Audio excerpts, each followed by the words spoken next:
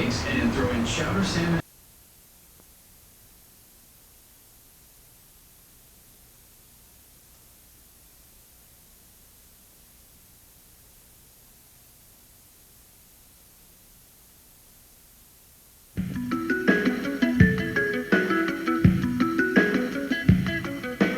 Take me back to Africa, where the motherland can soothe my soul. Why don't you take me back to Africa, where the motherland can take control?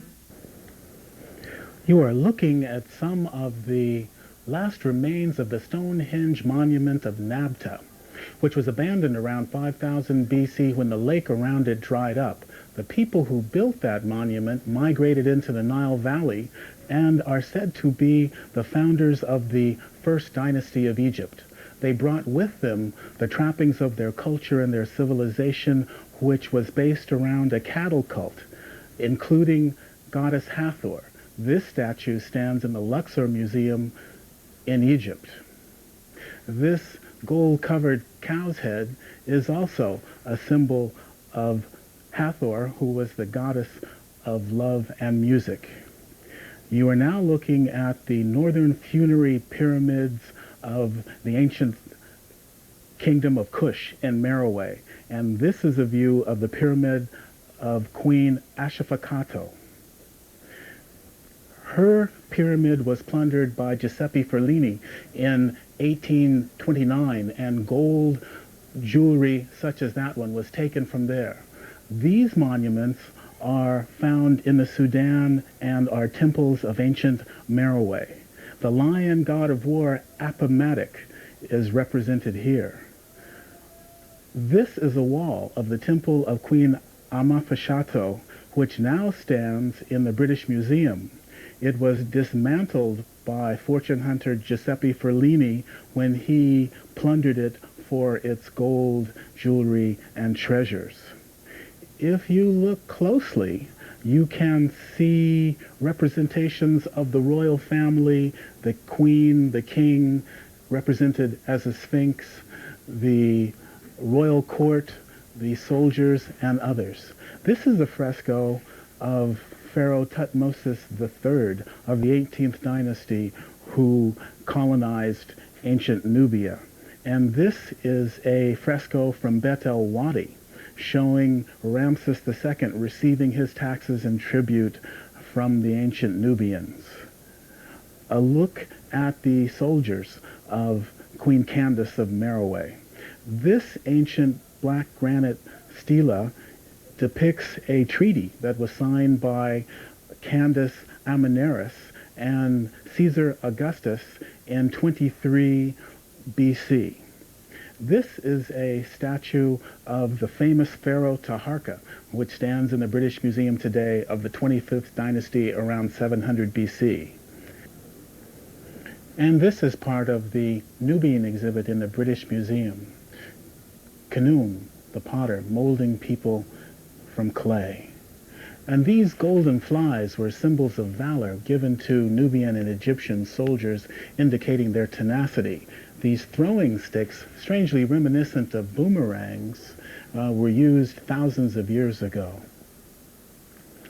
This fresco, taken from a Nubian governor of Thebes, shows the bounty of Nubia that was given to the Egyptians.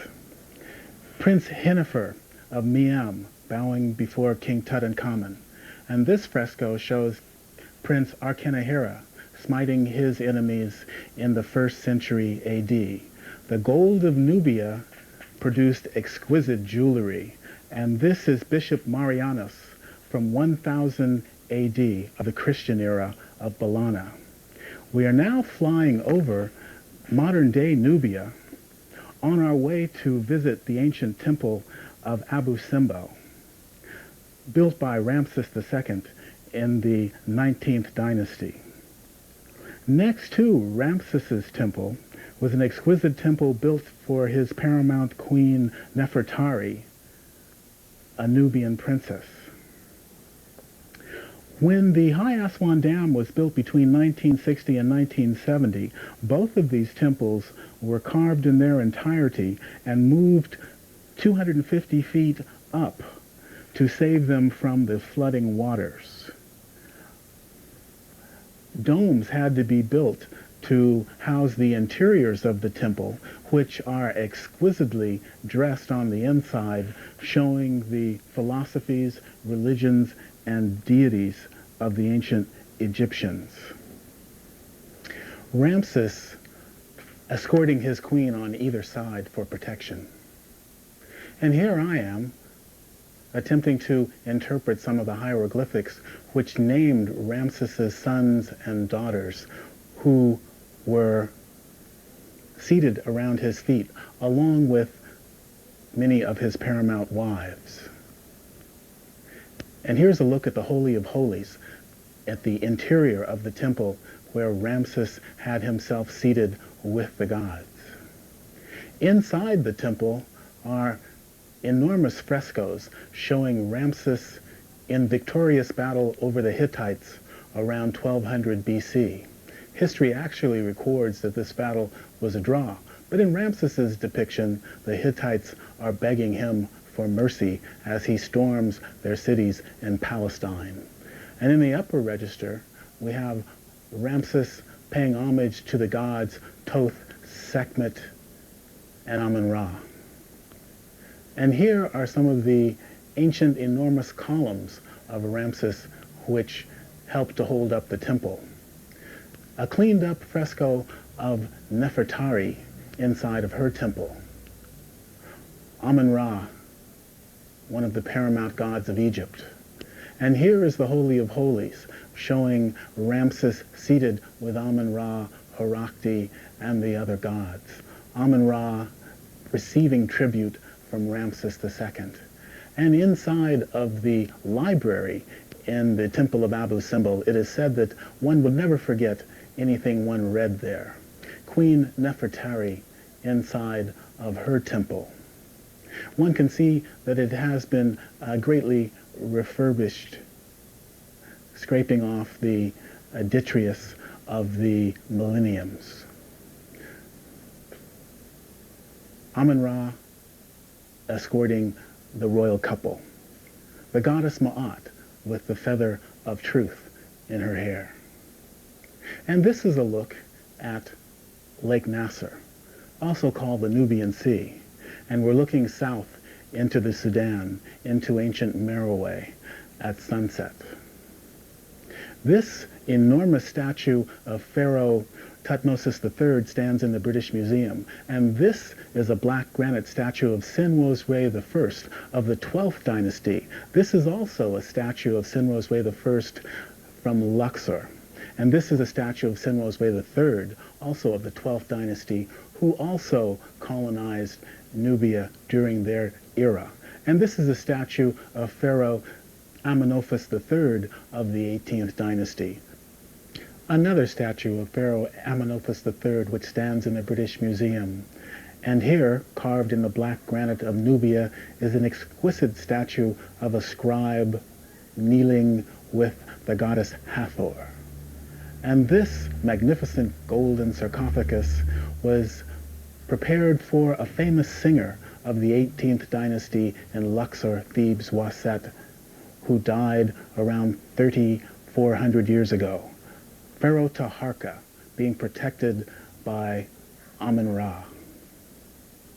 On our way to Egypt, we were fortunate to encounter an exquisite display of golden jewelry, which was taken from ancient Merroway by Giuseppe Ferralini in 1829. These golden shield rings were taken from that pyramid, which was destroyed in order to find these ancient exquisite pieces of jewelry.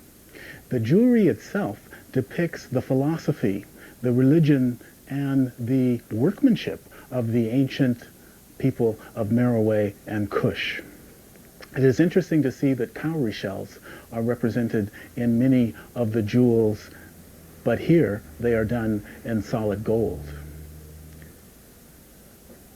a bracelet of Ankhs indicating eternal life. The all-seeing eye, also wrought in exquisite jewelry. A shield ring of Ammon-Ra, the ram, protected by Isis with her wings. Another shield ring of Ammon-Ra in front of a chapel.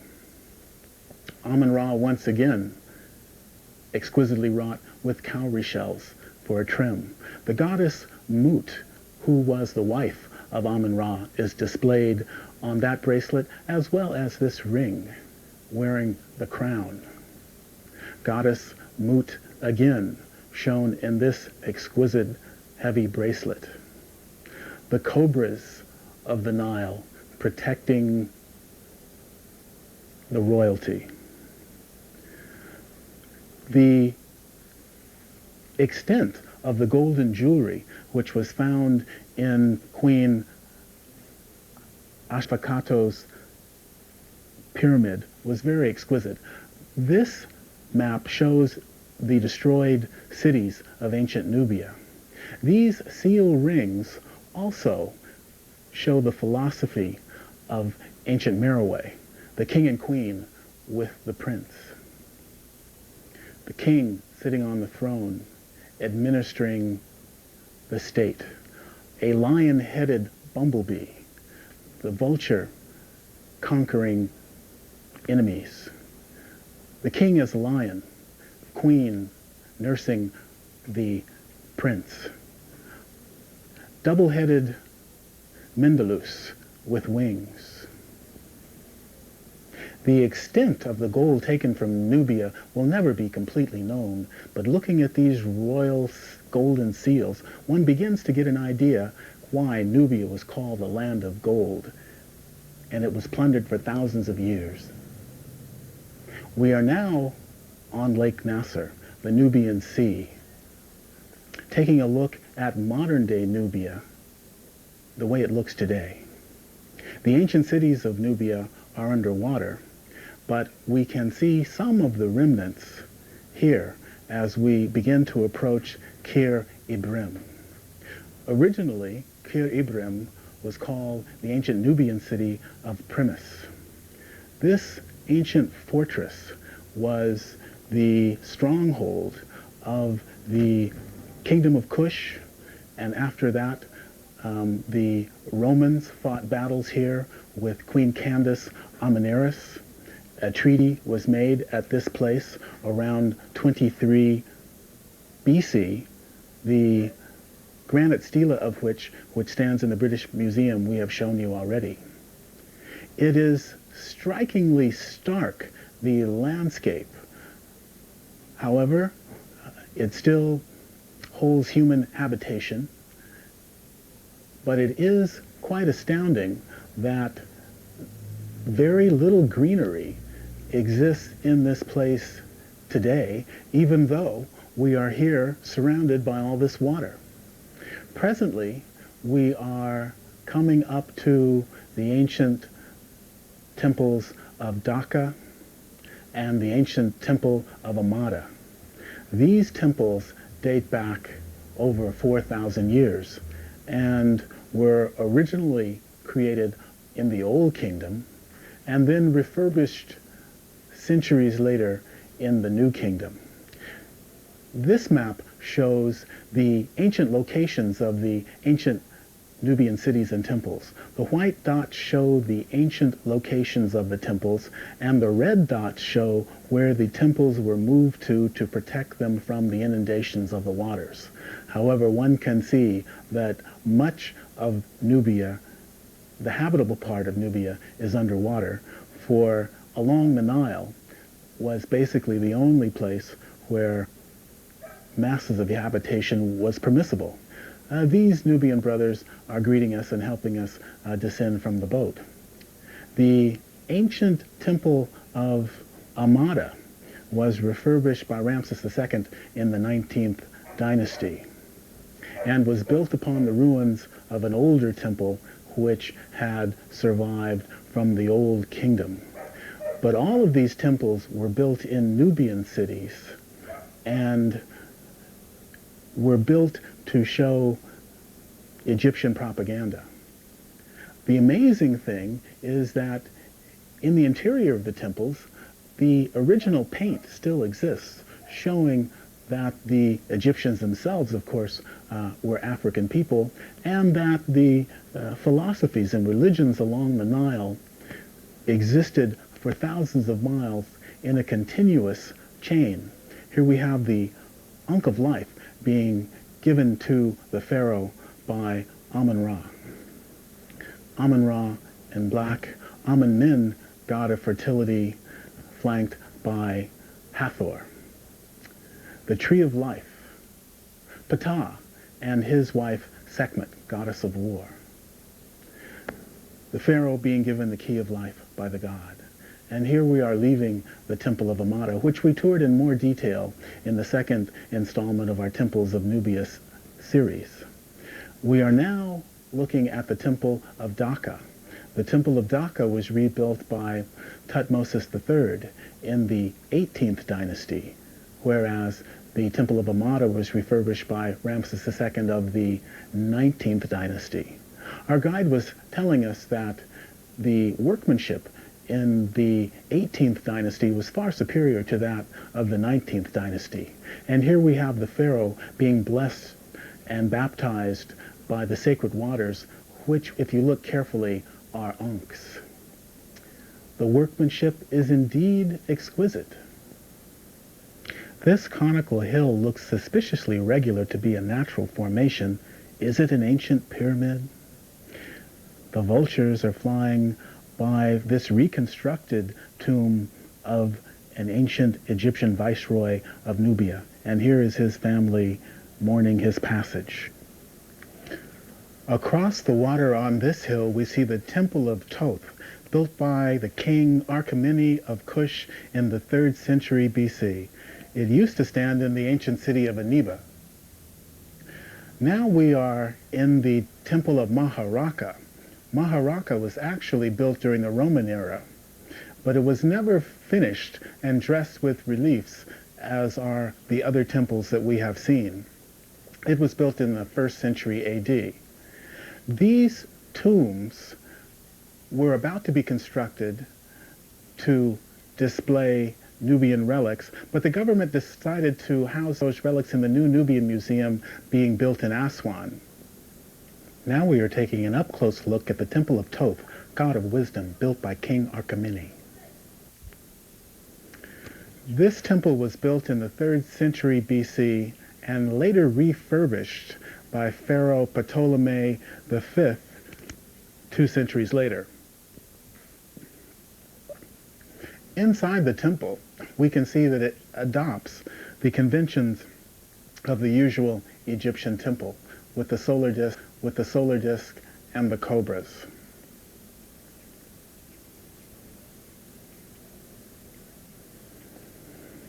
The further toward the rear of the temple that we get, the clearer the reliefs are displayed. Obviously, there is some wear and tear after 2,300 years. Sekhmet, goddess of war, addressing a king whose face has been removed. I wonder if it's in a museum somewhere. And here is Archimedes' queen. Her crown displays the distinctive Nubian tassels, which were not used by Egyptians historically. And here we have another relief of the Egyptian gods and goddesses and the headdress of a queen. The history of the people of the Nile is carved in stone in these places. Archimedes' relief has been destroyed, but fortunately, many of the reliefs still show the features of the royalty.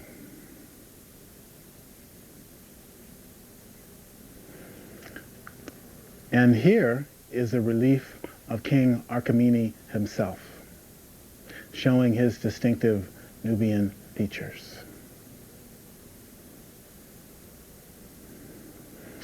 As we leave the temple, we are now approaching the temple of Wadi es Sabula, Wadi Sabula was originally created by Pharaoh Amenophis III of the 18th dynasty, but was refurbished hundreds of years later by Ramses II of the 19th dynasty. Ramses added to the row of lion-headed sphinxes, which had been begun by Amenophis III.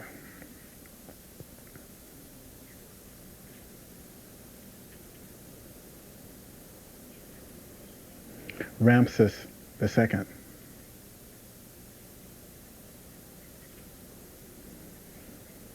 Amenophis III. Representations of Amenophis III and Ramses II are to be found in numerous museums in Egypt, as well as London, New York, Paris, Berlin, and Florence. The pharaoh holding the hair of his captives, indicating his dominance. Ra-Harakti, symbol of the king. We have toured the interior of the temple in our second video. In this video, we are giving you a tour of many Nubian temples. These paintings were done by David Roberts around 1837 when he toured the Nile. These Nubian women are being taken into slavery in the north by Arabs. Behind them you see the Temple of Debod, which was transported to Spain when the high Aswan Dam flooded ancient Nubia. Now we have a look at the Nubian Sea. This representation of Thutmose III stands on the banks of the Thames River by a stela of Thutmose III. And this gentleman sits in the British Museum with his hair plaited in distinctive African style. This black granite statue of Isis shows her with Osiris. And this statue of goddess Hathor sits in the Luxor Museum. This is one of the lost temples, which unfortunately could not be saved. And here I am shaking hands with the guide at Wadi Sabula. This is a 150-year-old photograph of the Temple of Filet, and this is a 150-year-old photograph of a Nubian woman. This is a 100-year-old seriograph of a 20-foot alligator by the old Temple of Filet. We are now in a small boat approaching the relocated Temple of Filet, the temple of the goddess Isis, which was relocated to higher ground near the city of Aswan when the high Aswan Dam was raised in 1970. Here we are being greeted by some of the local folks who are selling handicrafts. The magnificent courtyard of the Temple of Filet still bears watermarks from the years before the temple was relocated to higher ground. This temple was also shown in much greater detail in the third installment of our Temples of Nubia series. We are now seeing some of the exquisite reliefs in the Holy of Holies in the Temple of Isis. Here is Isis with Hathor and Ma'at and the Pharaoh. This is a modern papyrus of Isis, Hathor, and Ma'at. This painting done by David Roberts in 1838 interestingly shows the arches of the Temple of Osiris, which used to sit on its own island, now underwater, across from the Temple of Filet. These paintings of David Roberts show some of the ancient color which used to grace the columns and roof of the Temple of Filet, giving some idea of its ancient life. This is the interior of the Temple of Kalabsha. The Temple of Kalabsha was moved 50 miles north to its present location. That is the Peace Arch created for the Russians commemorating their assistance in building the high Aswan Dam. The temple upon which Kalabsha sits also now houses 7 other ancient Nubian temples. This is the temple at Bethel Wadi. From the veranda of the old Cataract Hotel, we are now looking at Elephantine Island and the Temple of Canoe. If you ever have a chance to take a felucca ride along the Nile at the first cataract, you should indeed avail yourself of that opportunity, because it is a very relaxing way to tour many ancient relics. And this is the reconstructed courtyard of the Temple of Canoe, which was being reconstructed by the... Let's take a look in the Louvre and see if we can see any of the artifacts from the Temple of Canoe at Elephantine Island at Aswan and other African temples.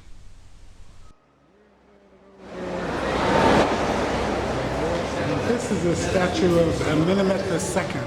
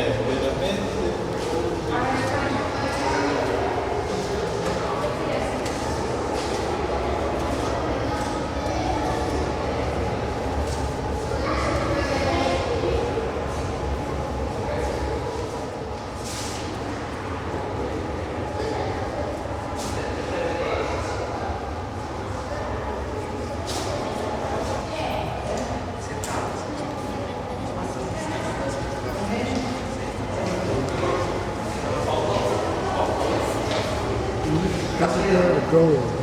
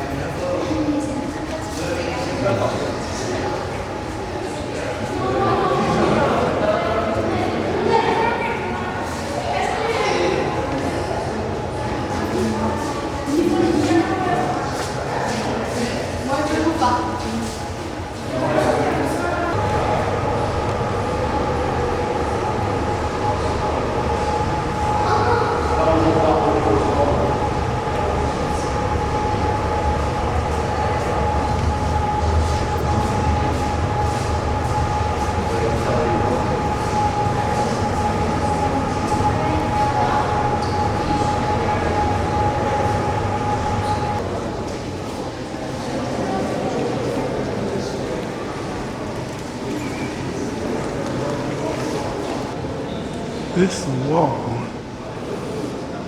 depicts the exploits of Pharaoh Thutmosis III. It actually talks about his conquest of various nations in the north, Palestine, Syria, Arabia, and the south in Nubia, tribute and booty that he obtained in raiding and or taxing those areas, specifically horses, cattle, gold, lapis lazuli, and servants. Hathor. And Hathor's more. Symbol of prosperity, love.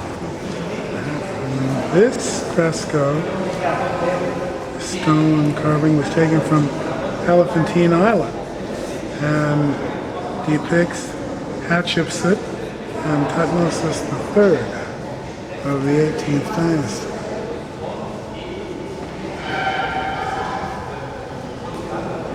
This inscription reads that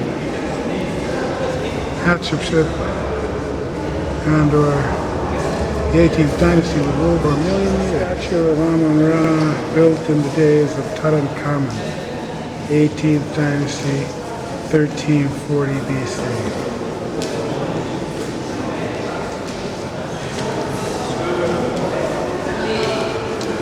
Ammon-Ra embracing Tutmosis IV,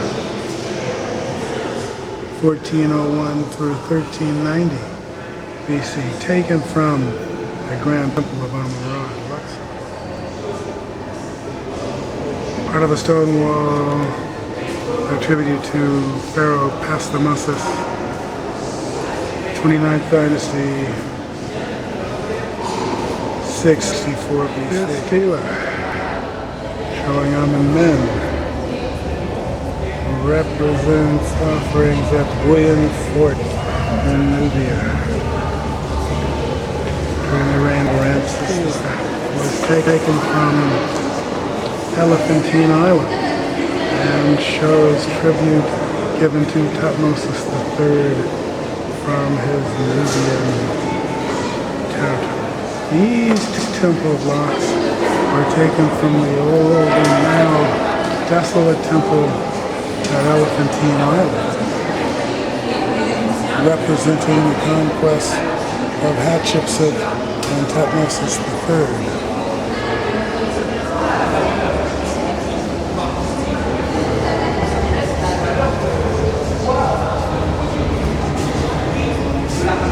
Showing that indeed there was a magnificent temple there. This too is an interesting representation of Hatshepsut wearing the white crown, the combination of the Hathor symbol, also taken from Elephantine Island. And this is a representation of the god Ammon-Ra, taken by Elephantine. Another part of the ancient temple at Elephantine Island depicting Hatshepsut and Tutmosis III. As does this piece of the temple. Tutmosis III, as you can see by his cartouche, as he looked in his temple at Elephantine Island.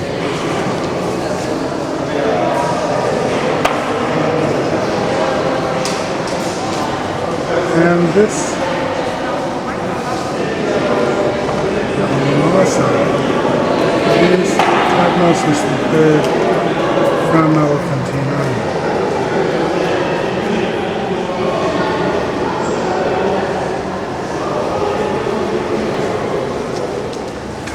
Tutmosis III from Elephantine Island.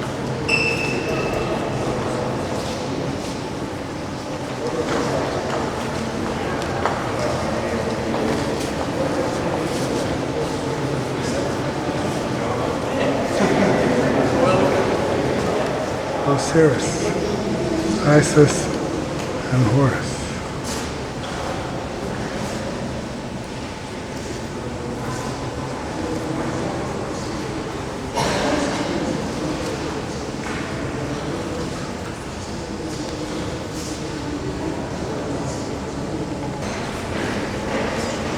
And ancient Isis. Looks like 18th dynasty. Certainly has seen some wear and tear. Which used to stand there. Canoe is modeled after the ram, and the ram is the first symbol of the zodiac. The people of the Nile were great students and even the inventors of astrology and astronomy. And those symbols are very, very ancient and important here. Elephantine Island takes its name from the images of pachyderms carved by the river on the rocks and the extensive ivory trade that used to be conducted there. The history of the peoples of the Nile are carved upon these columns, which only hint at the ancient magnificence of this ancient temple. This village was constructed for Nubians who were relocated by the inundation of ancient Nubia. This statue of the Nubian general St. Maurice stands in the courtyard of the Cathedral of Magdeburg, Germany. He was martyred for refusing to murder Christians at the order of the Roman Emperor in the 5th century AD. Thank you for taking this journey with us. See you next time. Mahalo.